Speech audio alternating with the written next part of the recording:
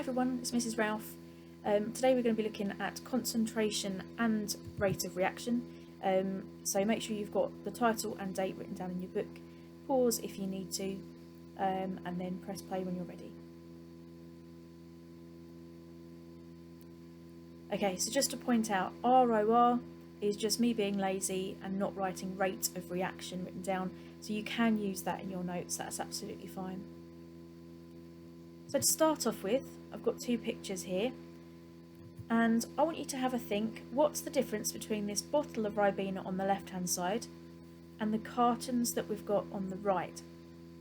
So think about what's the difference between the two. You know, you might have some experience with this if you like drinking Ribena, or try and use a bit of sort of common sense if you don't drink it.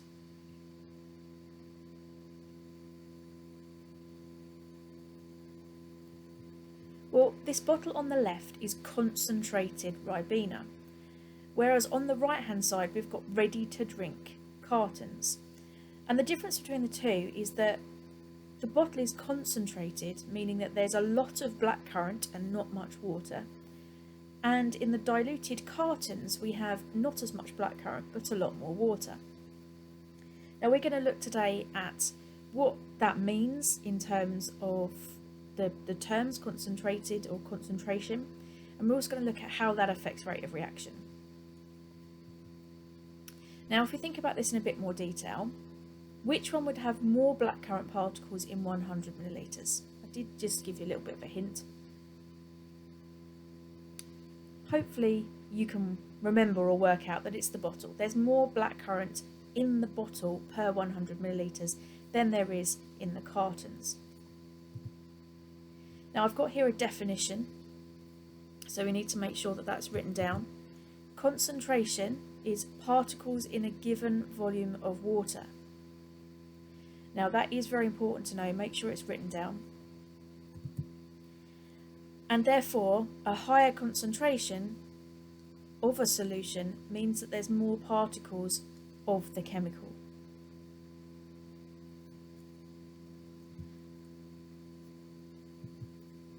And then have a think, what about particles in a given volume of gas? What would we call that? Well, this is called pressure.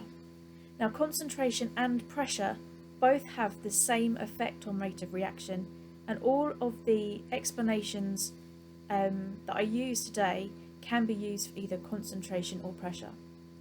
So if you need to, pause the video here and make sure you've got the definitions of concentration and pressure written down, and also that you've got an awareness of what we're talking about when we dilute with water.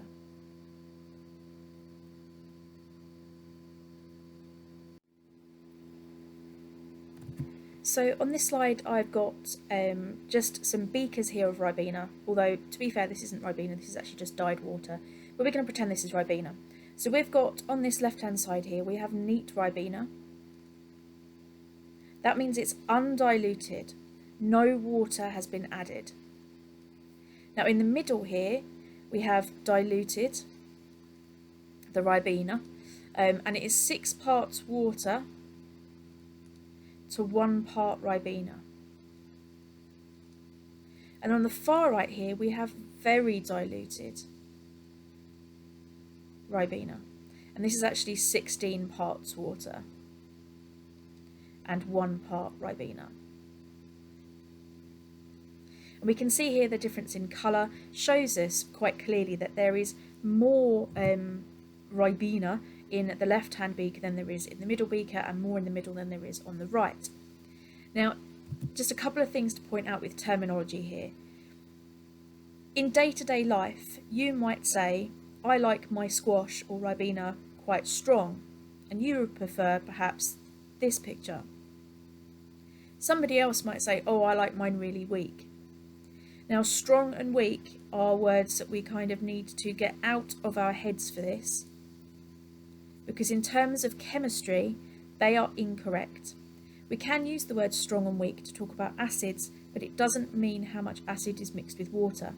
So we really have to be careful to make sure that we say concentrated and dilute when we might be thinking strong and weak. So just be aware of those keywords there. Oh, missed an E, apologies.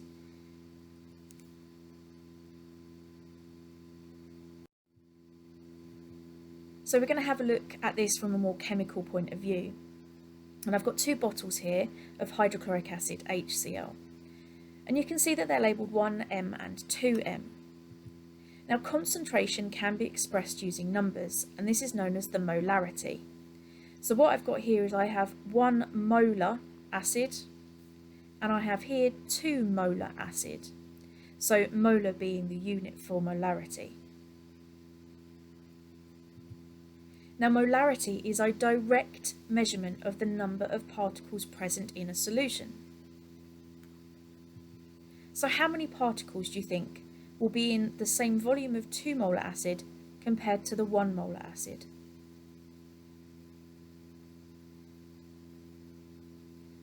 Well, because it's a direct measurement, the 2M has twice as many particles in the same volume as 1M.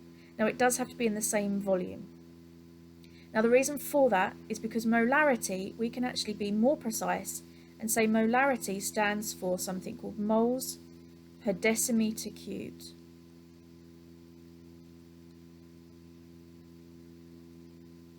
And we can use the unit mole for moles and per decimeter cubed.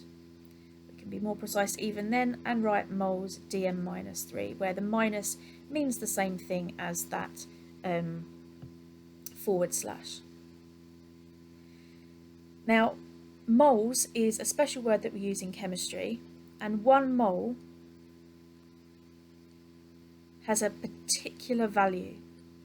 1 mole of anything is 6.02 times 10 to the 23.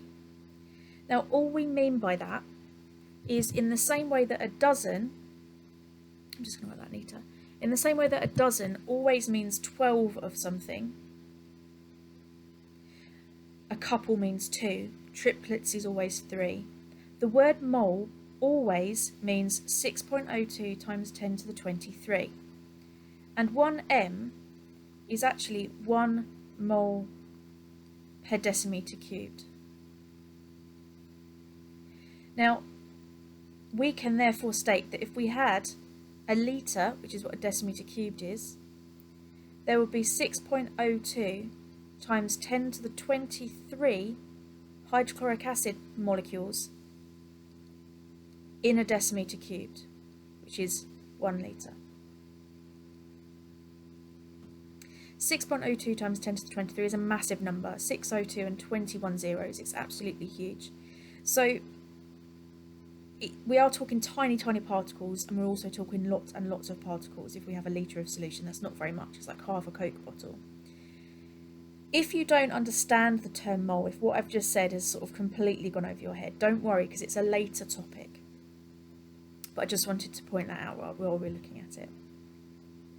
So just to look at this a bit more clearly, let's look at the particles. If we have a volume of water, and these are water molecules, they look a bit like red and white Mickey Mouse heads, but they are actually water molecules. They are H2Os. Oxygen is normally represented as red and hydrogen as white in chemistry. In the 1 molar, there might be a certain number of hydrochloric acid molecules.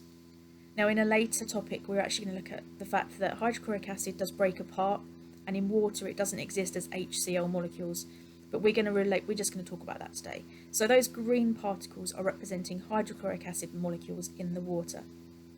Now, if we took the same volume of water, or the same volume of solution from the HCl with a concentration of 2 molar, then what we'd find would there would be twice as many hydrochloric acid molecules. So I've got twice as many green circles in this model on the screen.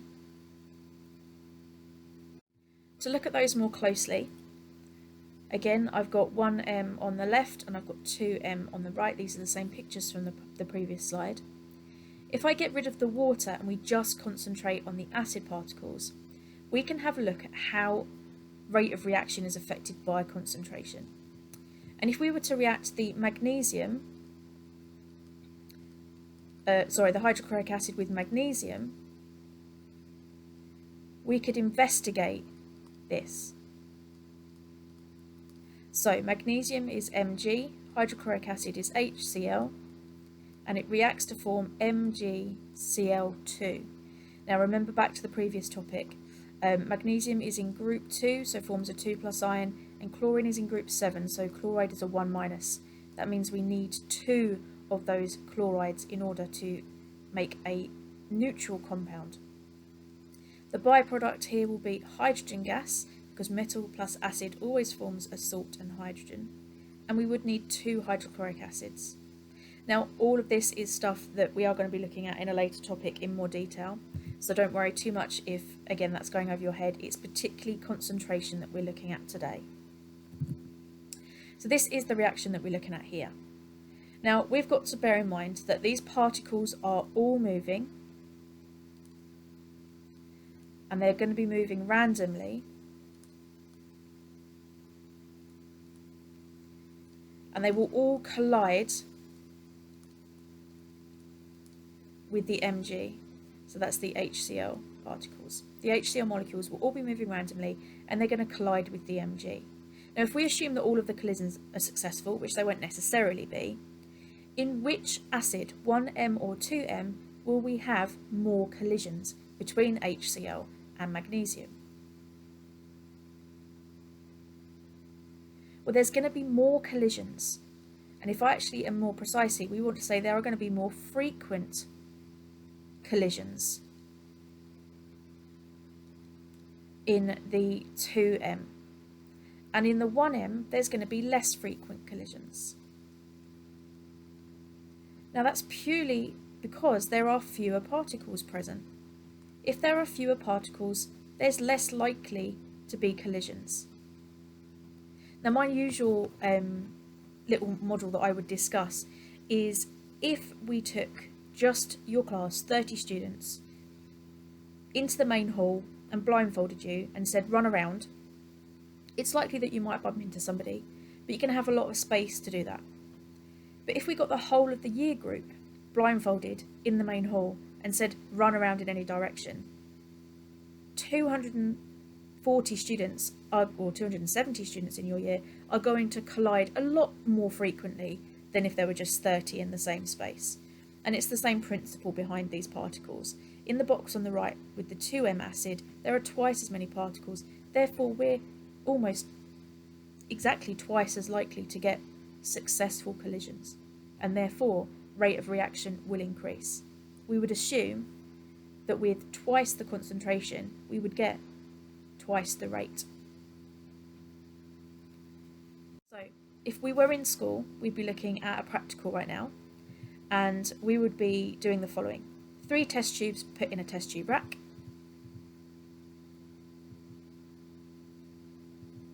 we'd put a piece of magnesium ribbon into each test tube. Then we put the ribbon in first so that the test tubes are dry and the ribbon doesn't get stuck on the sides. We would measure 5 centimetres cubed of 1 molar hydrochloric acid and pour it into test tube 1, and then write down any observations. We would take the temperature after 1 minute, and then we'd measure 5 centimetres cubed of 0.4 molar HCl and pour it into test tube 2, record the observations and take the temperature. And then we'd measure 5 centimetres cubed of 0.1 molar hydrochloric acid, recording the observations and the temperature. Now there are a few things that we could record in terms of observations, but we'll talk about those in just a second. Now this would give us a really good idea of how the concentration of the 1M, in this case, the 0.4M and the 0.1M acid affect rate of reaction of magnesium. So I'm going to show you a little video clip courtesy of YouTube. I stole it. And again we have 1M, 0.4M and 0.1M acid. Okay, this is hydrochloric acid and magnesium. You can see the apologies, I keep saying them. You can see the magnesium ribbon just here. The reaction has started, and you might be able to see some of the observations already. We are going to see fizzing, and we'll just see what else occurs.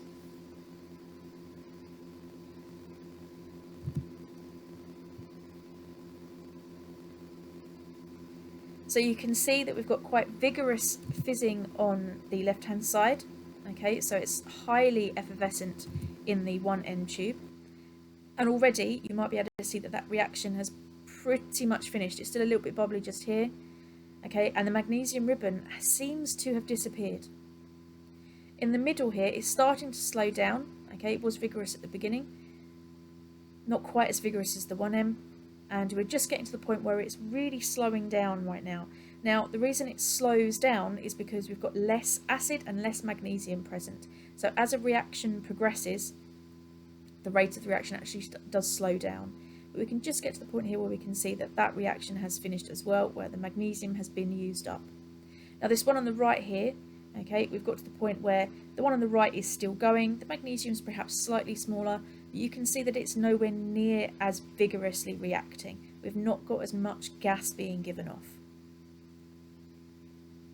So why did the magnesium ribbon disappear?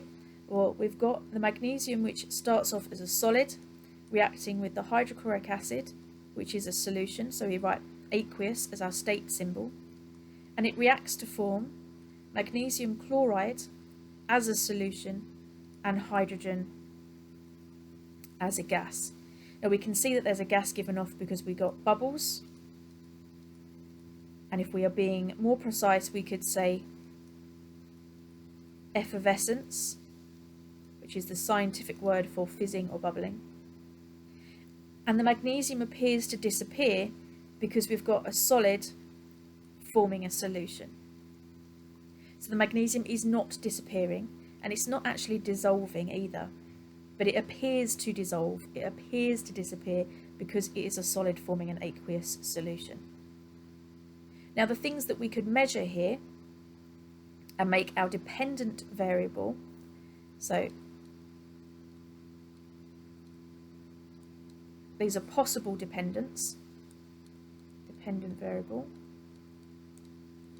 We could measure time for the magnesium to disappear. What else could we measure to be able to determine rate of reaction?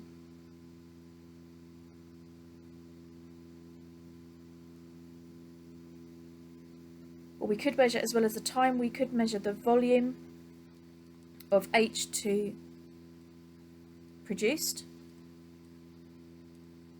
which we'll look at in a later lesson, and we could measure the change in temperature.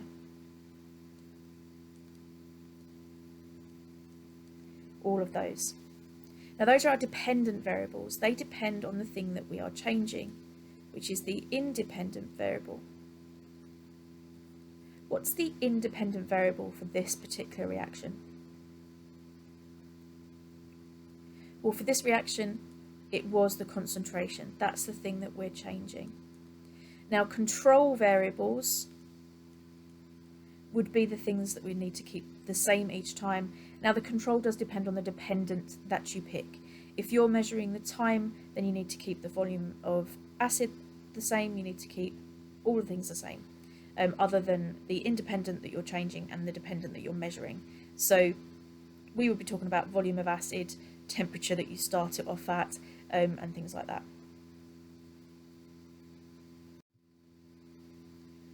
So now it's time for you to have a go at a practical. I've got a little simulation online for you to have a go at. I apparently can't spell today, so let's write that again. So if you put a little subtitle in your book, practical, what you're going to need to do is go to the link I've given you in the assignment, and you're going to use this table and the link in the assignment to do a practical looking at concentration and rate of reaction. So pause the video now and make sure that you copy this table into your book, preferably using a ruler.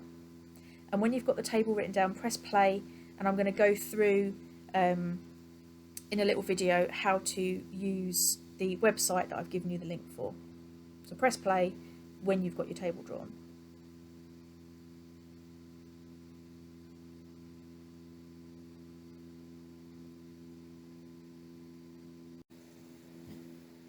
Okay, so this simulation is going to model how concentration affects rate of reaction. It's very simple, but it's quite effective. So it enables us to add these green atoms, which are going to react together to form these green molecules. Now, if we use the buttons at the bottom here, that allows us to, as it says, add 2 atoms or 10. So if I was to add 2 atoms just here, it randomly plots 2 atoms in this space, and this grey area is the reaction vessel. Now, if you press play, then they start to move randomly, and you get the reaction progressing. Now, with only 2, you tend to find that it either takes a very long time for the reactants to collide, or it's very quick like it was just then. So we don't just have a look at 2 atoms, we're going to be adding more than that. This button here at the bottom that I'm just showing you, that is the sort of clear, or as it says, reset the simulation. That just puts it all back to 0. And if I was to add a few random particles here and press play, again, you'll just see that some of them react quite quickly and some of them don't. So reset that. What you're going to do is you're going to add 10 atoms at a time, and you're going to time how long it takes for the reaction to reach 70% completion. Now, the reason we're not going to go to 100 is that by the time you get to about 80 or 90% completion, particularly when you've got lots of particles in this simulation, you tend to find that it takes a long time. The probability of the particles colliding is very low. Now, one thing just to point out is this is a model, and therefore it is assumed in this model that all collisions are successful. So we're not interested in the energy of these collisions. This is purely investigating how concentration affects rate of reaction. So just to show you what I mean in terms of what you're going to do, I'm going to use 40 atoms to begin with. So I'm going to click this 4 times. So just pay attention to your clicking. So that was 4 clicks. I've got 40 atoms in my reaction vessel. I'm going to press play, and I'm going to keep my eye on this reaction complete bar, and as soon as it hits 70%, I'm going to press pause. So I'm going to go 3, 2, 1, start. And there we go. Now, I missed that ever so slightly, but there is always going to be a little bit of human error, so don't worry too much if you miss when it hits 70. This is recording as picoseconds, but you can just write that down as seconds, 4.8 seconds. So you can record that in the table, and then you need to repeat that another 2 times at least. Okay, so minimum of 3 repeats each time, and then we're going to take an average. If you've got any questions, just send me a message.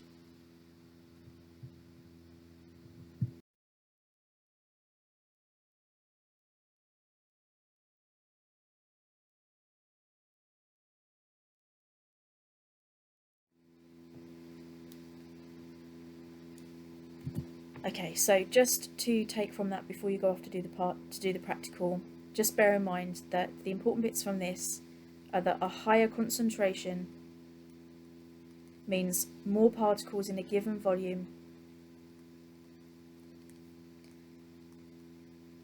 and it is important to be aware that it is more particles in a given volume, and remember that it could be pressure as well for this one, and that will mean more frequent successful collisions. Everything relates back to that collision theory, and therefore the word collisions is really important.